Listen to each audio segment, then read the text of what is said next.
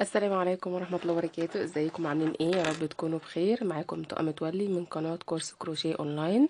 النهاردة هنتعلم ازاي نعمل بطانة لشنطة كليم مدورة او لاي شنطة مدورة تانية باي خيط. وكملوا معايا الفيديو للاخر ان شاء الله هتستفادوا. وهنتعلم نحط نوع سوستة ايه، وهنتعلم نوع البطانة ايه، وهنتعلم ازاي نجيب البطانة من مكان ايه، و... وازاي نركب الجرار للسوستة. لو انت بتجيبي سوستة بالمتر. وكمان ازاي نختار نوع السوستة النضيف اللي يقدر يستحمل شنطة سوستة لمدة طويلة. وان شاء الله تستفادوا معايا. ما تنسوش تعملوا لايك وشير وسبسكرايب، واي حاجه عايزينها مش فاهمينها نفسكوا فيها، اي باترون انجليش عربي روسي تركي محتاجين تعرفوه ابعتولي، وان شاء الله هعمله لكم في فيديو مخصوص او هرد عليكم في الكومنت. ويلا نبدأ.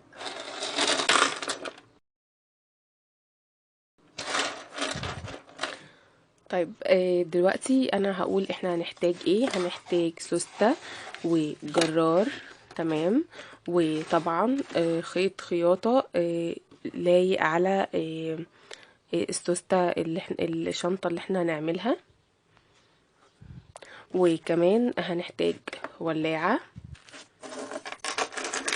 وبالتأكيد هنحتاج البطانة دي اسمها بطانة سيليا. دي بطانة نفس البطانة اللي بتتباع في بتتعمل لشنط الجلد، تمام. انا بجيب متر البطانة ب15 جنيه. ممكن تلاقيها بتتباع اكتر او تتباع اقل، الله اعلم، على حسب المكان. المكان بيفرق يا جماعة. وكل محل مختلف عن التاني. ممكن تلاقي محل في نفس المكان جنبيه محل تاني ده بيبيع اقل من ده بكام جنيه.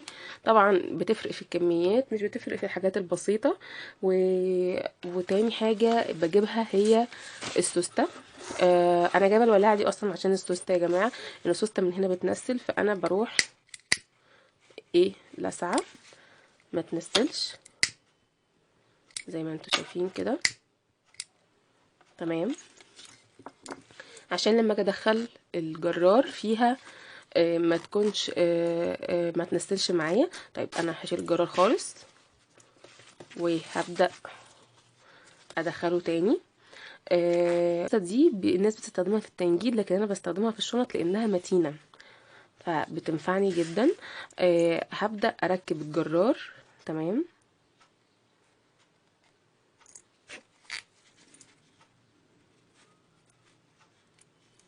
زي ما انتوا شايفين كده دخلتها اكني بدخل جاكيت تاني، عشان خاطر لو انا دخلت بسرعة هحاول ادخل بالراحة. طيب انا بروح مدخلة دي لحد نص الجرار، ما بدخلش لحد اخر الجرار، تمام. واروح مدخلة دي برضو لحد نص الجرار، وازق بقى الجرار. هو المهم في الموضوع كله ان الناحيتين بتوع السوستة يخشوا مع بعض ويطلعوا مع بعض. طيب لو انتي مش عارفة تعمليها دي، بتروحي جايبة شوكة وتروحي زنقة فيها الجرار، وتروحي جايبة الطرفين بتوع السوستة تروحي مدخلاها فيها، هتخش معاكي بسهولة جدا، تمام. انا هقيس السوستة الحتة اللي انا عايزاها على اساس القرص اللي عندي. انا عايزة مثلا لحد هنا السوستة تبقى كده تمام مريحاني اهو، خلاص كده اوكي. انا هقص لحد هنا، تمام.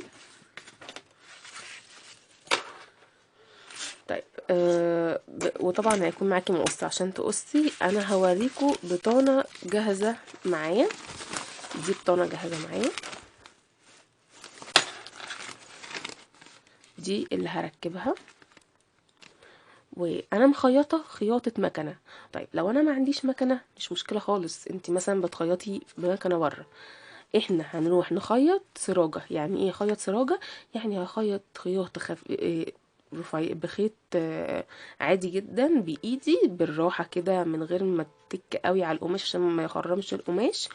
وبتكون خياطه كروكي كده، مش خياطه اساسيه. وبرضو بخيط من هنا بايدي، وبعدين بروح لبتاعه الخياطه تقولها انا مسرجه حاجه وعايزاكي تدوسي عليها بالمكنه. اللي بتاع الشنط، اللي ما حد عنده مكنه خياطه، واحده صاحبتك، اي واحده جارتك عندها مكنه خياطه، مش فارقه، المهم ايه، انت مسرجه حاجتك وخلاص. طيب زي ما انتوا شايفين، انا هوريكم بس التفاصيل. انا هنا لما جيت قصيت من غير مقطع الحته دي، يعني انا مش مقطعه حتتين، لا هما الحتتين كانوا متوصلين ببعض، وانا جيت قصيت كده اهو كده اهو كده اهو كده اهو كده اهو لحد الاخر، وسبت حته من هنا. دي بتريح معاكي، بتريحك وانتي بتخيطي، مش الحتتين بقى يتزحلقوا من بعض والكلام ده كله، لا هما لازقين في بعض. هاجي اركب السوسته، خلاص انا عارفه انا بركب فين، هي دي بدايتي، واروح شغاله بايدي او بالمكنه، وبالتالي برضو الناحيه دي تمام.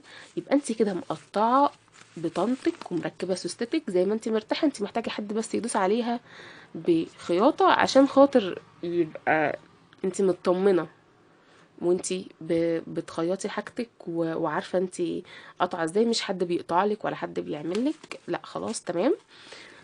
طيب نبدا بقى نقطع البطانه. طيب انا هنا قطعت بطانتي على اساس ايه؟ طيب انا جيت هنا جبت حته ورحت جايبه القرص بتاعي، محتاجه حته من هنا وحته من هنا وحته من هنا وحته من هنا تكون زياده عشان خاطر السمك اللي عندي اللي انا طالعه بيه. لو انت عايزه الشنطه دي اللينك بتاعها هسيبهولكم في الديسكريبشن بوكس، انا كنت كاتبه عنه دلوقتي. انا قصيت حته زياده قصده عشان خاطر اوريكم ازاي انا بحدد ان انا كده بطانتي مظبوطه. طيب خلاص انا قست تمام. طب كده انا عامله حته زياده وزودت شويه، هعمل ايه؟ اعرف منين ان بطانتي صح؟ انا محتاجه البطانه بتاعتي تكون على شكل مربع. الى الان هي احنا لما اخليها مدوره، بس انا عايزاها تبقى على شكل مربع.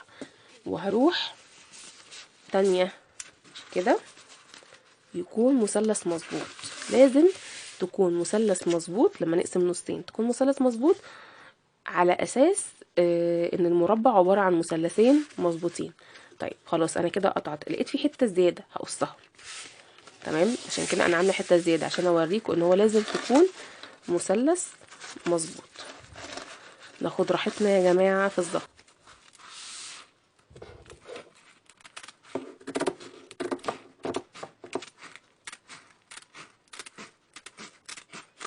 وانا بقص بالراحة وبنتبه جدا جدا وانا بقص.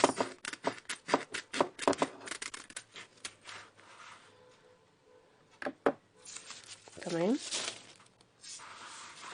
طيب خلاص انا كده اتأكدت ان انا البطانة بتاعتي على شكل ايه، مربع مظبوط. زي ما قلنا المربع عبارة عن مثلثين، هنتني هنلاقيها مثلث مظبوط اهو. اوكي. طيب انا عايزة اقص على شكل دايرة. طيب هي بقى دي التركة في الموضوع كله. انا المقاس بتاعي زي ما قلنا احنا متأكدين ان المقاس مظبوط وظبطناه. وعايزة اسيب حتة من هنا تكون ملزوقة. اعمل ايه؟ طيب انا هوريكم انا هعمل ايه. شايفين الحتة دي؟ بسيبها الناحية دي واروح اتني كده تمام. قسمت المربع نصين بقى مستطيل، وبعدين بروح قسمة المربع كده، المستطيل قصدي قسمته كده. لما هاجي اقص يا جماعة هنبتدي من هنا، مش هنبتدي من الاول خالص.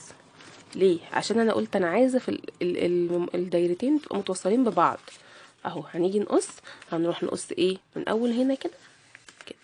انا مش عارفه احدد الحكايه دي، او انا مش محترفه قوي بالبرجل. جيبي برجل وحطي فيه قلم الوان وايه، واعملي كده وحددي كده تمام. انا هقص معاكم دلوقتي. طيب انا حابه ان انا احدد بالقلم عشان حتى لو انا متعوده اعمل ده، بس لازم اكون واثقه من اللي انا بعمله ومتاكده، وعشان اوريكم كمان انا هرسم.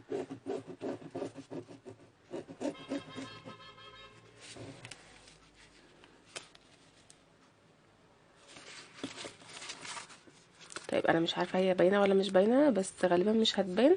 بس انا عملت علامه بايدي تمام. وهمشي بره العلامه دي، يعني انا العلامه اللي عملتها بايدي دي ده الحته اللي انا عايزاها بالظبط. انا بروح سايبه مسافه كده، ده حاجه انا متعلماها دايما في القص، اروح قصه بره سنه على اللي انا قصته، عشان لو حاجه غلط ابقى ايه مش مشكله، لو حاجه زياده هنعرف نشيلها.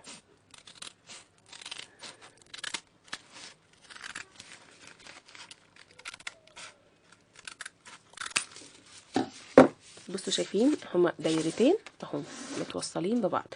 انا محتاجه الحته دي اللي انا قلت لكم عليها في الاول، ان عشان اعرف ابتدي السوسته وابقى بخيط السوسته وانا مرتاحه. طيب ده اهم حاجه في البطانه، ان انت ازاي تقصي. تمام. بعد كده الخياطه دي يا اما انت بتخيطي يا اما حد بيخيط لك. قلنا ان احنا هنقص لحد فين؟ لحد هنا، وهنبدا نخيط.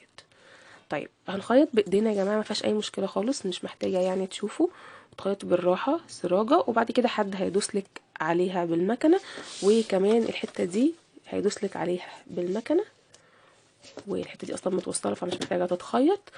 وهنبدا نركب البطانه في السوسته. طيب احنا لما هنركب قصدي هنركب السوسته والبطانه اللي احنا خيطناهم في بعض في الشنطه الاساسيه اللي معايا. طيب هو انا هركب السوسته كده والبطانه في الشنطه على طول؟ هنبدأ بقى نقفل الشغل بتاعنا في الشنطة المدورة. ده كانت البطانة. هنرجع بقى في الجزء التاني من الفيديو بتاع الشنطة المدورة، وهنعمل التقفيل بتاع الشنطة المدورة، وده أهم حاجة، أهم حاجة في الشنطة المدورة. احنا عملنا الجزء السهل وعملنا البطانة، بما ان قطع البطانة مبقاش سهل فاحنا اتعلمنا ازاي نقطع البطانة، وهنبدأ بقى تقفيل الشنطة المدورة. كنت مبسوطة معاكم جدا، ان شاء الله هسيب لكم اللينك في الديسكريبشن بوكس بتاع الشنطة المدورة. وما تنسوش تعملوا لايك وشير وسبسكرايب. كنت معاكم طقم متولي.